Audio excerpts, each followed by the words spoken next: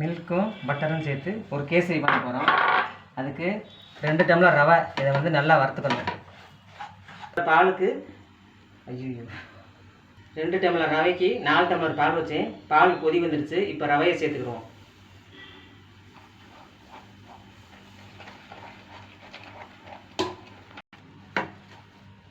ரவை நல்லா வந்துடுச்சு.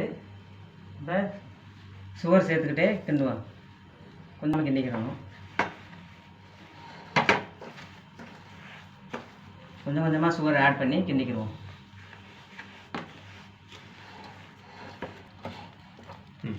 ரவை வெந்ததும் சுகர் ஆட் பண்ணிவிட்டு கட்டிகள் இல்லாமல் நல்லா கிண்டிக்கிறோம். கொஞ்சம் கொஞ்சமாக சுகரை சேர்த்து நல்லா கட்டி இல்லாமல் கிண்டிக்கிறோம். சேர்த்து அதையும் கலந்துட்டு இப்போ பாதி பட்டரை சேர்த்துக்கிறோம். 100 கிராம் பட்டரு அதில் பாதி சேர்க்குறேன். மீதி பட்டரை இன்னும் கொஞ்சம் இது கலந்த பிறகு சேர்த்துக்கணும். ஒரு பிஞ்சு சால்ட்டு சேர்த்துக்கிட்டேன். எந்த சுவைட்டுக்கும் கொஞ்சம் சால்ட் சேர்க்கணும். அதுவும் சேர்ந்து கலந்துக்கிட்டேன்.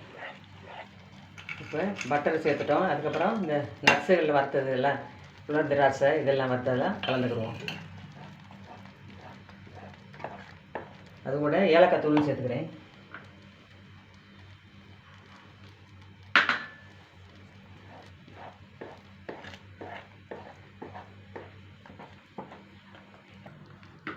மீதி பட்டரையும் சேர்த்தா சுவையான பால் பட்டர் கேசரி ரெடி ஆயிடுச்சு. அடுப்பு ஆஃப் பண்ணிடுறேன். ரெடி ஆயிடுச்சு. இதை இறக்கி பவுலில் மாற்றிடணும்.